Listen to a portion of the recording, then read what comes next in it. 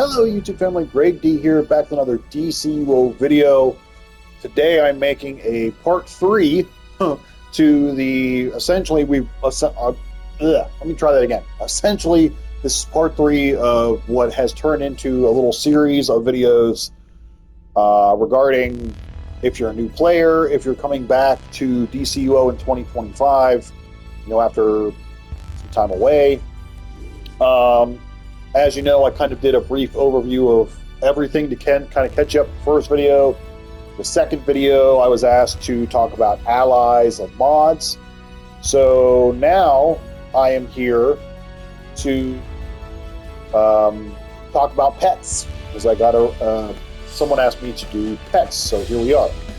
So first off, I am here with my Earth character because if you don't know, if you're new to the game, you have 2 powers that give you a pet.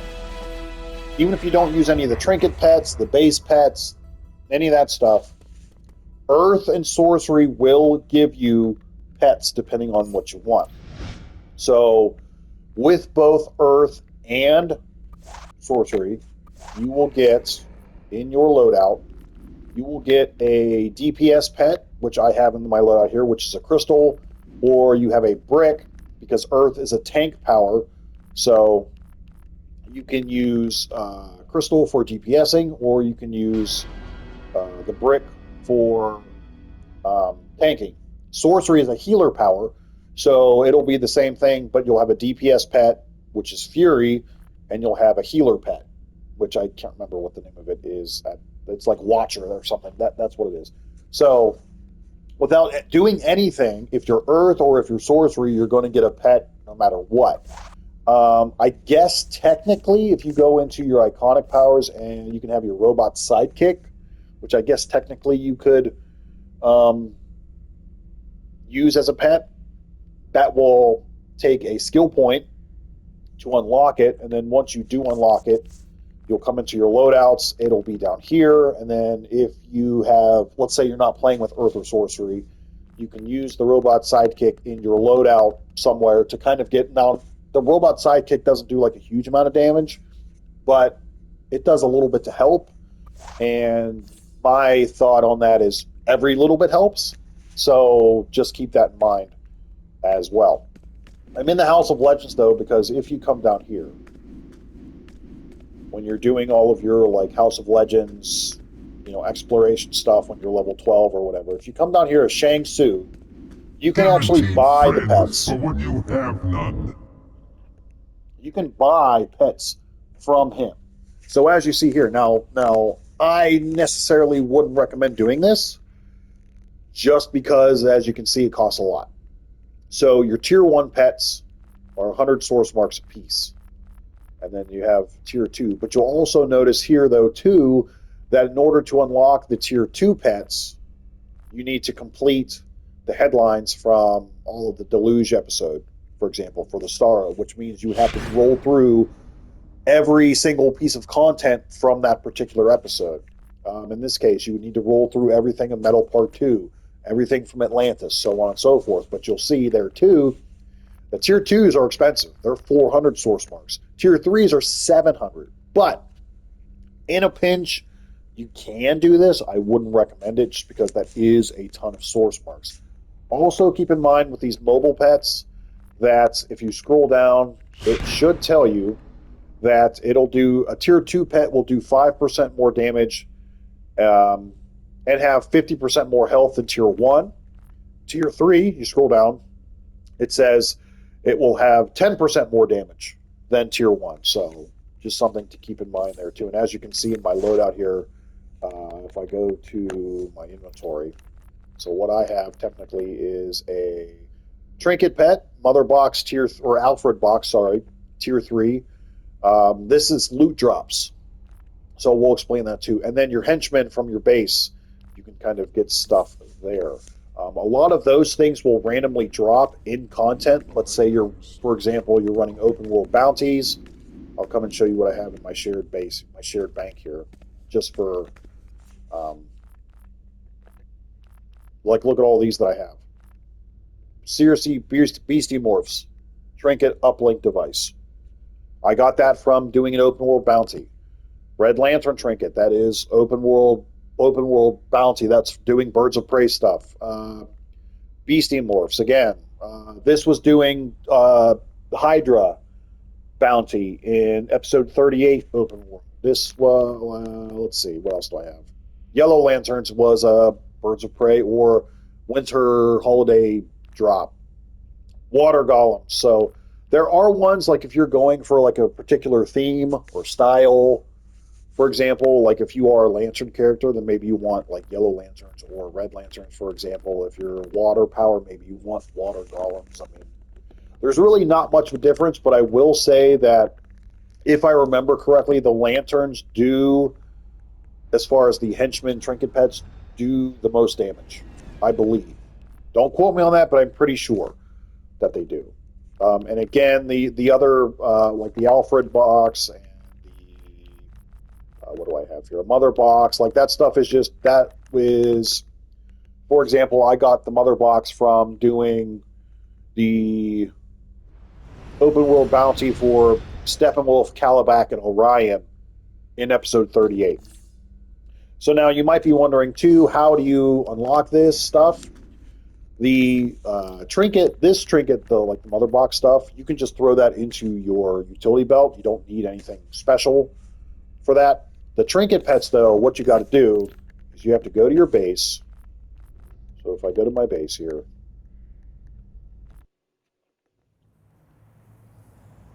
and this is always the first thing that I do once I hit level 30, I recommend it. What you'll do is you'll come over here to your little thing here, your base, little generator here, and you'll notice this is what you need to have that trinket pet. So in this case, I have the green lanterns because this character is a hero. So you need the backup. Orbital strike, supply drop, white mods. We did the last video on white mods. This is how you unlock them. So you do need a bit of source marks because if I remember correctly, this is like 10, 10, and then the boost is worth 7. So you would need 27 source marks to unlock this. The supply drop, the tactical mods, I believe, are 25 apiece down here. So 25, 50, and then an extra 7.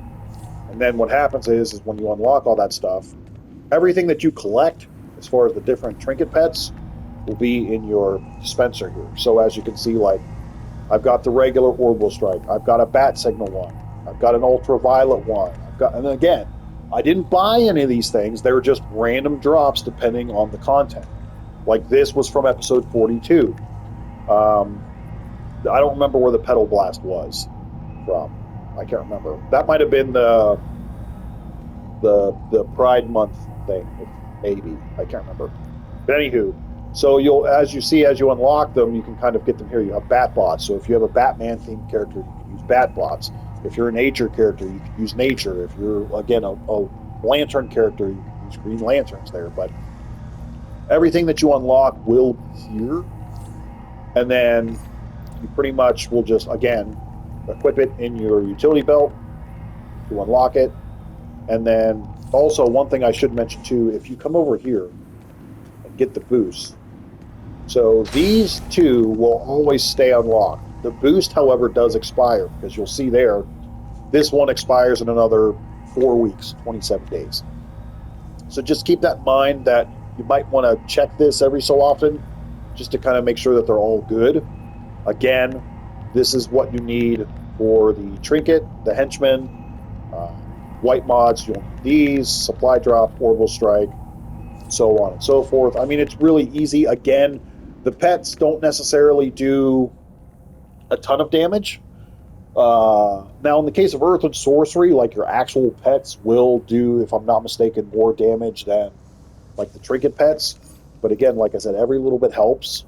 So if you can get them, use them. Like I have the bat bots, I've got the ultraviolet lanterns here. So again, just kind of roll with it, see what happens, and let me know if you like it. I would totally recommend using Earth or Sorcery. Those are my two favorite powers in the game. I'm a little bit biased just because those are the two powers that I've played with the most in my DCUO career, if you want to call it that. But I love having the. I'm a person who loves having as much pet power and damage as possible. Essentially, also I should mention this too. Some artifacts will give you pets, quote unquote, as well. So, for example, Quizlet. Once you hit level 80 on Quizlet, Quizlet will actually come out and fight with you. And I think there's a couple of those. So I think like Eye of Gemini might be another one where a pet comes out. Uh, Quizlet is probably like the most popular one, and one that I'm currently using with this alternate character, as you can see, obviously. But I mean, there's really nothing to it. Again, you can buy these trinket pets, but I wouldn't recommend it, just because there are a lot of source marks, and it takes a while to grind out that many source marks. I mean, if we're being totally honest, So again, every little bit helps, and you can kind of divvy it up. I mean, you don't need to have trinkets or your henchmen and a mother box or whatever. If you don't want it, you could literally just roll with this and have like compound omegas here or colas or whatever you see fit, essentially. But this is how I like to do things. I like to have my orbital strike, my supply drop, and then I've got my two pets there again because I'm someone who loves all the pet power that I can get, all the pet help that I can get, and yeah, that's it. So, Earth or Sorcery gains you, grants you pets without even doing anything. Again, you have your robot sidekick in your iconic powers that you'll need a skill point to unlock if you want to do that. And then your trinkets are pretty much you got to play the content. You got to go out there into the different open worlds, play the open world, defeat the open world bounties, play the content, and just go from there. You just kind of have to play, and the drops in the content can be rare sometimes, but sometimes you get lucky. So I mean, I've had times where I've had done the open world bounties in episode 38, which is where I got the mother box tier 3 from. I've had times where I've played it 20 times in a row and haven't gotten anything, and then I've gotten times where I've had 3 mother boxes drop in a row. So I mean, it's just the luck of the draw in that case. But that's all I got. So let me know what you think. Let me know if you want to see more of these type videos, and we'll just kind of continue making like a series based on new players coming back, and certain particular things that maybe you forgotten or need help with, or whatever. I'll do my best. So um, yeah, that's it. I'm going to conclude this video right here. So thank you guys so much for watching. As always, don't forget to like, share, comment, and subscribe for more. We are on the road to 10,000 subscribers, and I need your help. So definitely make sure that you share, hit the thumbs up button on this video. And until next time, guys, see you soon.